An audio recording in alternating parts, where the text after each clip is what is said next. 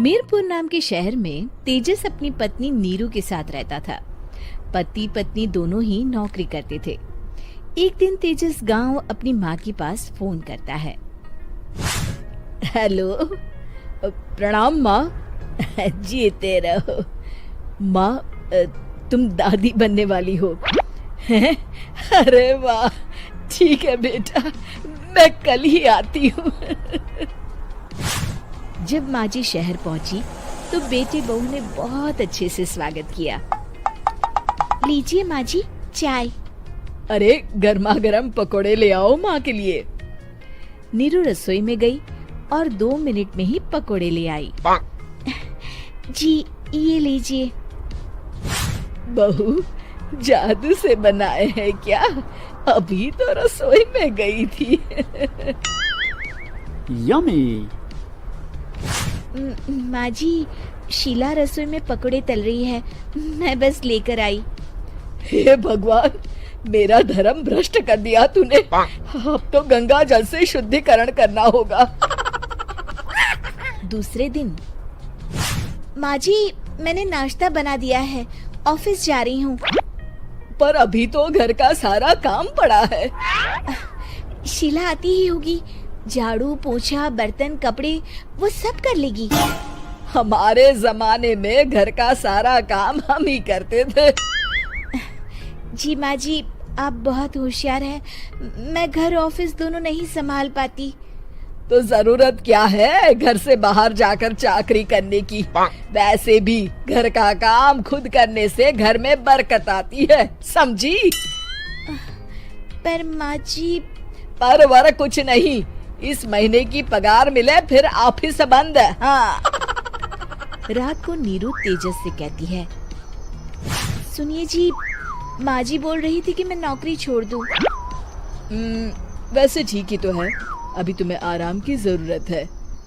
फिर भी आराम कहाँ, शीला को छुड़ाने के लिए बोल रही थी। तो अब 24 घंटे में इतना काम तो कर ही सकती हो। पर जॉब पसंद है मुझे, घर पर मन नहीं लगेगा।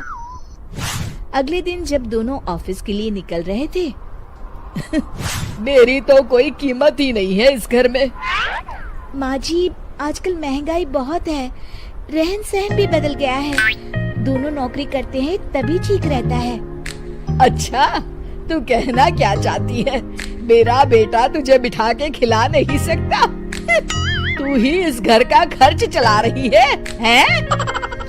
नहीं माँ जी, मेरा वो मतलब नहीं था। मतलब खूब समझती हूँ, ये बाल धूप में सफेद नहीं किए मैंने। हाँ। अब तो ये रोज का काम हो गया था। तेजस भी रोज की झिक-झिक से परेशान हो गया था। एक दिन उसने कहा, नीरू, वैसे भी तुम्हें मैटरनिटी लीव मिलने वाली है, तो अभी से ही छुट्टी ले लो। पर क्या, मेरी सैलरी अच्छी खासी है। आखिर नीरू ने रिजाइन कर दिया। जब बच्चा हुआ तो घर में सब बहुत खुश हुए। कुछ दिनों बाद तेजस फाइल देख रहा था। क्या हुआ तेजस, कुछ परेशान लग रहे हो? अब हाँ, वो हमारी जितनी सेविंग्स थी वो तो हॉस्पिटल में और छठी के फंक्शन में खत्म हो गई है नीरू। और अभी वैसे मंदी चल रही है तो मैं बोल रही थी कल मुन्ना को हेपेटाइटिस का टीका लगवाना है। नीरू, क्या पोस्टपोन नहीं कर सकते? नहीं जी, बिल्कुल नहीं। अब तेजस को समझ में आ रहा था कि उससे गलती हुई है।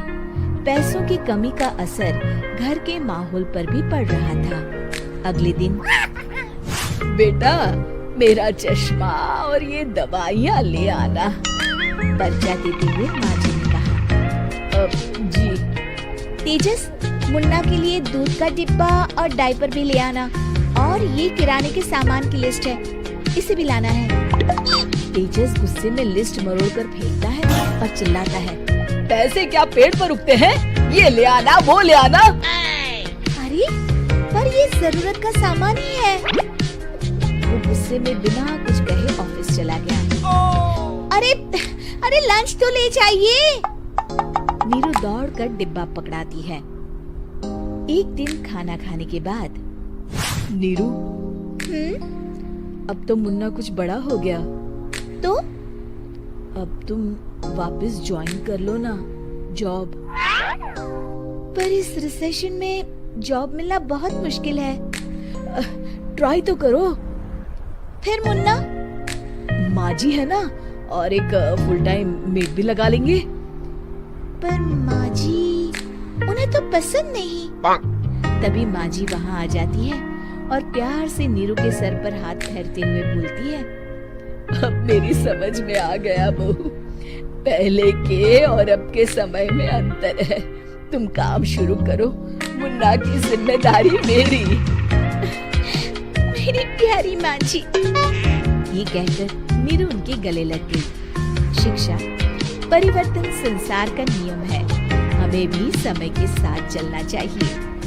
उम्मीद है कि आपको हमारी ये कहानी पसंद आई होगी।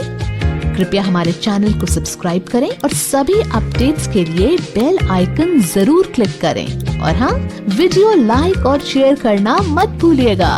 Bye bye.